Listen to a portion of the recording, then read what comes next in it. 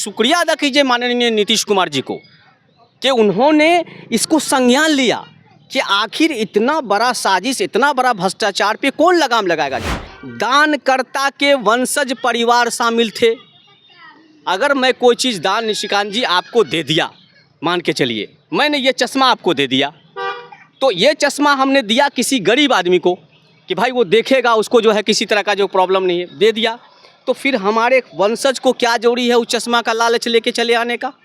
अरे कौन छोड़ के जा रहे हैं, किसको छोड़ने, हमको तो अभी तक दिखाई पड़ा किसके। एनडीए में कई गो इस्तीफा हो गया। अरे ये सब जो ये जो प्रचार तंत्र का जो साजिश है, अकेले 14% कहाँ जाएगा? 14%। वही तो मैं पूछ रहा हूँ ना कि 14% को उस मॉल में व्यवस्था हो। मेरा नाम से दुकान होना चाहिए, नट के नाम से दुकान होना चाहिए, पमरिया के नाम से दुकान होना चाहिए, भाट के नाम से दुकान होना चाहिए, बखो के नाम से दुकान होना चाहिए, चुड़ियारा के नाम से दुकान होना चाहिए, दर्जी के नाम से दुकान होना चाहिए, धुनिया के नाम से दुकान होना चाहिए, कुजरा के नाम से दुकान होना चाहिए, रंगरेज के नाम से दुकान होना चाहिए, लालमंद के नाम से दुकान होना चाहिए, मदार के नाम से दुकान होना चाहिए, फकीर के नाम से दुकान। आप दुकान किसके नाम पर लिए? पैसा वाला, रईस, अमीर, कबीर। देखिए, वक्फ अमेंडमेंट बिल जो है अब कानून बन चुका है और इसको लेकर के समाज में तमाम तरह की भ्रांतियां हैं। अफवाहों का बाजार बिल्कुल गर्म है। तमाम अफवाहों पे बात करने के लिए हमारे साथ पसमानदा मुस्लिम समाज के राष्ट्रीय संयोजक डॉक्टर फिरोज मंसूरी जी हैं। स्वागत है सर आपका। सबसे पहले थैंक यू मगी न्यूज़ को, तमाम दर्शकों को। वक्फ बिल को लेकर के तमाम तरह की भ्रांतियां हैं समाज में, अफवाहों का बाज़ार बिल्कुल गर्म है। कहा जा रहा है कि मुसलमानों की मस्जिदों को तोड़ दिया जाएगा, मुसलमानों के कब्रिस्तानों पर जबरन कब्जा कर लिया जाएगा, जो वक्फ में जितनी संपत्तियां हैं उसको छीन के हिंदुओं को दे दिया जाएगा। देखिए, सबसे पहले तो ये जो बिल है वक्फ अमेंडमेंट बिल, यह है जो वक्फ का जो मिसमैनेजमेंट था वक्फ बोर्ड का, उसको लेके लाया गया है। कहीं से ये कोई खुश हैं आप इससे? नहीं, खुश अभी मैं आ रहा हूँ ना। कहीं से ये कोई धार्मिक बिल नहीं है, कोई रिलीजियस बिल नहीं है। ये कोई संविधान में जो आपको अल्पसंख्यकों को जो 29 में अधिकार प्राप्त है उसको लेके नहीं है, बल्कि संविधान में जो आपको 26 जो अधिकार प्राप्त है, अनुच्छेद 26, उसको लेके है। और ये प्रॉपर्टी को लेके है, जस्ट लाइक टाइटल। ये एक सिविल है मामला, एक ज़मीन का मामला है। और वक्फ क्या है, इसको समझना है कि वक्फ है क्या। वक्फ है दान। कौन सा दान? जो अमीर वाकिफ ने ईश्वर के नाम पर गरीब को दिया। मतलब कि अल्लाह का दान, ईश्वर का दान, गॉड का दान किसके लिए? गरीब के लिए। गरीब कौन? पसमानदा मुसलमान, वंचित मुसलमान, शोषित मुसलमान, अर्जाल मुसलमान, अजलाफ मुसलमान, दबा कुचला समाज का फ़कीर, शाह, मदार, ऐसे लोगों के लिए। तो ये क्या है? वक्फ जो है दान है, किसके लिए? गरीब के लिए। इसमें कहाँ पर मस्जिद आ गया, कहाँ पर कब्रिस्तान आ गया, कहाँ पर मदरसा आ गया? आप हमको बताइए निशिकांत जी। अफवाह तो यही है ना। अरे अफवाह जो है, अफवाह नहीं ना है। देश का पार्लियामेंट अफवाह से नहीं चलता निशिकांत जी। अफसोस इस बात का है इस डेमोक्रेसी में कि तथाकथित जो अपने को जो सेकुलर बोलते हैं ना, जो अपने को बताते हैं ना कि हम बहुत बड़े मसीहा हैं, सच्चाई है कि उस समाज के बर्बादी का वही लोग वजह है, वही लोग है। कौन सा बिल? यहाँ पर तो कहीं से भी कोई मस्जिद पर किसी तरह का कोई प्रॉब्लम नहीं है, किसी मदरसे पर कोई प्रॉब्लम नहीं है, किसी भी मज़ार पर कोई प्रॉब्लम नहीं है, किसी भी माने आप समझिए कि जो सराय है किसी पे कोई प्रॉब्लम नहीं, किसी कब्रिस्तान पर कोई मसला नहीं है। अडानी अंबानी को दे दिया जाएगा ज़मीन पर। ये अलग विषय है। वक्फ का अडानी अंबानी को दे दिया जाएगा तो मैं आपको बताता हूँ कि 1947 के बाद पिछली जो 50 साल की सरकार है, उन्होंने अडानी अंबानी से बड़े बड़े लोगों को दे दिया। तो ये अडानी किसको दे दिया? किसको दे दिया? पूंजीपति को दे दिया। आप बिहार का उदाहरण लीजिए। बिहार का जो कनॉट प्लेस कहलाता है वो पटना का डाक बंगला चौराहा कहलाता है। डाक बंगला चौराहे का जो सैकड़ों एकड़ ज़मीन है वो पूंजीपतियों के हवाले किया। कौन किया? वक्फ बोर्ड। वक्फ बोर्ड के लोग मतलब सोचिए ना कितना बड़ा साजिश था ये कितना मिसमैनेजमेंट था। आप शुक्रिया अदा कीजिए माननीय नीतीश कुमार जी को कि उन्होंने इसको संज्ञान लिया कि आखिर इतना बड़ा साजिश, इतना बड़ा भ्रष्टाचार पे कौन लगाम लगाएगा। ये पहला भ्रष्टाचार था जिसमें दानकर्ता के वंशज परिवार शामिल थे। अगर मैं कोई चीज़ दान निशिकांत जी आपको दे दिया, मान के चलिए मैंने ये चश्मा आपको दे दिया, तो ये चश्मा हमने दिया किसी गरीब आदमी को कि भाई वो देखेगा, उसको जो है किसी तरह का जो प्रॉब्लम नहीं है, दे दिया। तो फिर हमारे वंशज को क्या जरूरी है उस चश्मा का लालच लेके चले आने का। पिछले 50 साल में सेकुलरिज्म, नकली सेकुलरिज्म के नाम पर तथाकथित सेकुलर दलों ने ये 50 साल का चश्मा जो है ये चढ़ाया और इस देश के माननीय नीतीश कुमार जी ने और तमाम एनडीए के घटक दल ने पार्लियामेंट में इस समस्या को समझा और इस नकली सेकुलरिज्म के चश्मे को उखाड़ फेंका। आप उनको धन्यवाद दे रहे हैं, उनकी पार्टी से मुसलमान उनको छोड़ के जा रहे हैं। अरे भाई आप किसको कह रहे हैं? इस राज्य में, इस देश में सबसे बड़ी जो बहुसंख्यक आबादी है वो पसमानदा मुसलमानों की है। कौन पसमानदा मुसलमान? दबा कुचला मुसलमान, पिछड़ा मुसलमान, अर्जाल मुसलमान, दलित मुसलमान, तो वो छोड़ के जा रहे हैं। अरे कौन छोड़ के जा रहे हैं? किसको छोड़ने? हमको तो अभी तक दिखाई पड़ा एनडीए में कई को इस्तीफा हो गया। अरे ये सब जो ये जो प्रचार तंत्र का जो साजिश है, और कम से कम आप मगही न्यूज है भाई, आप अपना समझ रहे हैं ना, आपका क्या इमेज है पता है ना? ही तो जानना चाह रहे हैं। देश चलाया है आपने, मगध ने देश चलाया है। मगध का ये प्रचार तंत्र है, वो ये सवाल करता है कान लेके भाग गया कौवा, कान लेके भाई कौवा कान लेके भाई। आप कान देखिएगा ना कि आपका कान आपके पास है कि नहीं है। पटना में कितने कब्रिस्तान हैं हमको बताइए तो, एक भी कब्रिस्तान पे कोई इंक्रोचमेंट है? एक भी मस्जिद पे कहीं प्रॉब्लम है? एक भी मदरसे पे कोई प्रॉब्लम है? भाग गया, छीन लेगा, कहाँ छीन लेगा?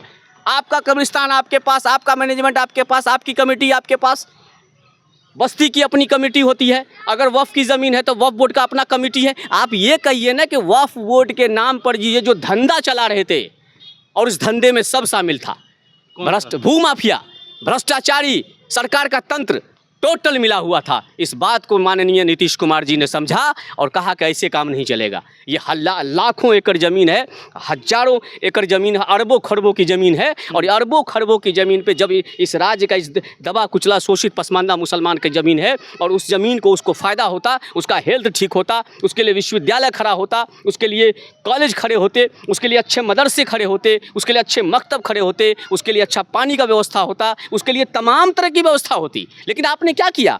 आपने उस चंद 200 परिवारों ने उस तमाम गरीब, जो मिस्कीन है, जो नादार है, जो शाह है, जो फकीर है, उसके तमाम पैसे को, उसके तमाम प्रॉपर्टी को छीनकर आप आलीशान बिल्डिंग बनाए हैं। आप डाक बंगला चौराहा उदाहरण है निशिकांत जी।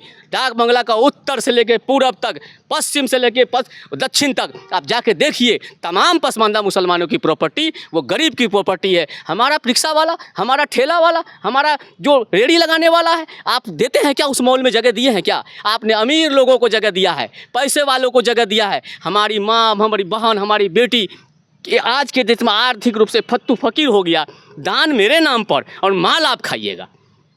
इसी बात को लगाम लगाने के लिए वक्फ अमेंडमेंट बिल आया है, और वक्फ अमेंडमेंट बिल गरीबों के लिए है, वंचितों के लिए है, शोषितों के लिए है, और सबसे बड़ी बात है कि 85% जो पसमानदा मुसलमान है उसके लिए है। इसलिए शुक्रिया अदा कीजिए माननीय नीतीश कुमार जी का। बिहार में 17% कहा जाता है कि मुसलमान है। 18%, उसमें से पसमानदा कितने?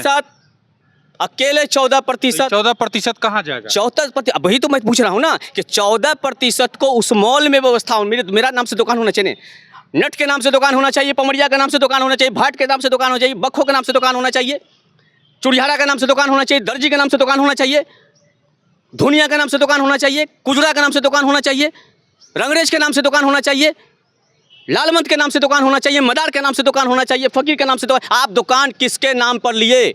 वाकिफ ने दुकान में, मुतवल्ली ने किसको दुकान दिया? पैसा वाला, रईस, अमीर, कबीर, धनाढ़। क्या बात करते हैं? दान कहीं अमीर के लिए होता है, दान गरीब के लिए होता है। अरे अल्लाह से डरिए, अल्लाह से डरिए। अल्लाह की ज़मीन थी, अल्लाह का दान था, और अल्लाह का दान का मतलब गरीब का दान था, और उस गरीब के दान को आपने खा लिया। अरे आपको तो कीड़े पड़ेंगे, आपको कीड़े पड़ेंगे।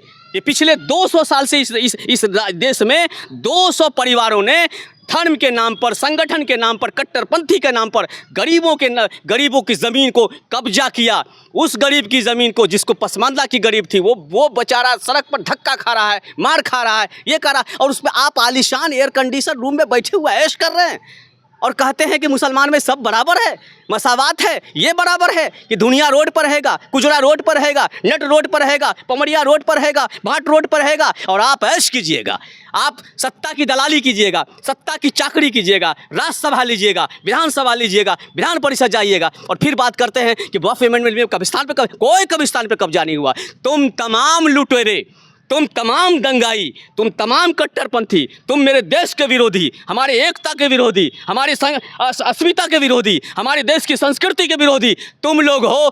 तुमसे ज़मीन 10 लाख एकड़ लेंगे, कानून बनाकर लिया है हमारे देश का प्रधानमंत्री, हमारे माननीय मुख्यमंत्री। लेंगे, किससे लेंगे? भूमाफिया से लेंगे। किससे लेंगे? उस कट्टरपंथी से लेंगे। किससे लेंगे? जिसने हमारे देश पर, हमारे गरीबों की ज़मीन पर कब्जा किया है। और आपने बड़ी अच्छी से चालाकी किया, तमाम मीडिया तंत्र को बेवकूफ़ बना के, और तमाम गोदी मीडिया आके खड़ा होकर कहता है कब्रिस्तान लूट जाएगा। कौन सा कब्रिस्तान लूट जाएगा? धुनिया वाला, कुजड़ा वाला, अंग्रेज वाला, दर्जी वाला, ईट फरोश वाला, पानी पिलाने वाला, कौन सा कब्रिस्तान लूट जाएगा? क्योंकि निशिकांत जी, मुसलमानों के सबके जातियों के अपने अपने कब्रिस्तान है। और क्या कहता है कट्टरपंथी? ए मुसलमानों एक हो जाओ, ए ईमान वालों सब बराबर हो।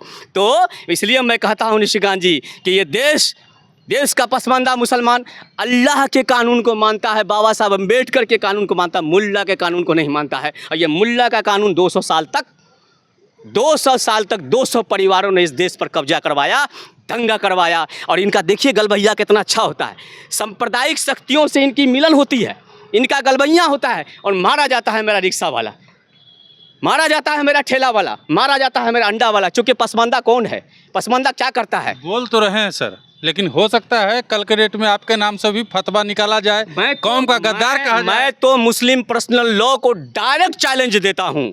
अगर आपकी हैसियत है, मैं नहीं मानता हूं आपको, ऐसी साजिश को नहीं मानता हूं, ऐसे जुल्म को नहीं मानता हूं, ऐसे लोगों को नहीं मानता हूं जो बराबरी नहीं है। नाटक देखिए इमारत शरिया का, क्या बोलते थे मस्जिद के मेंबरों पे, ऐ मोमिनो तुम बराबर हो, ईमान का है, जुल्म हो जाएगा। और क्या क्या ब्रेकिंग न्यूज आ रहा है, जिल्ले इलाही का ब्रेकिंग न्यूज पूरी दुनिया ने देखा है। शर्म आनी चाहिए। पसमानदा मुसलमान तुम्हारे इस शरिया को नहीं मानता है, अल्लाह के कानून को मानता है, इस देश के संविधान को मानता है, इस देश की डेमोक्रेसी को मानता है। तुम्हारा कानून, वो 200 परिवार के कानून को नहीं मानता है, मुल्ला के कानून को नहीं मानता है। और ये बात मैं निशिकांत जी इसलिए कह रहा हूँ कि मैं तमाम मीडिया से आग्रह करता हूँ कि अफवाह में साथ मत दीजिए। क्यों? क्योंकि मीडिया का एथिक्स है, आप अपनी ड्यूटी को निभाइए, अफवाह को आप साजिश मत करिए, अफवाह पे बाजार मत गर्म कीजिए। ये देश बचेगा, देश की अस्मिता बचेगी, देश की संस्कृति बचेगी। आपको नहीं पता है, देश की गरीब जाके देखिए,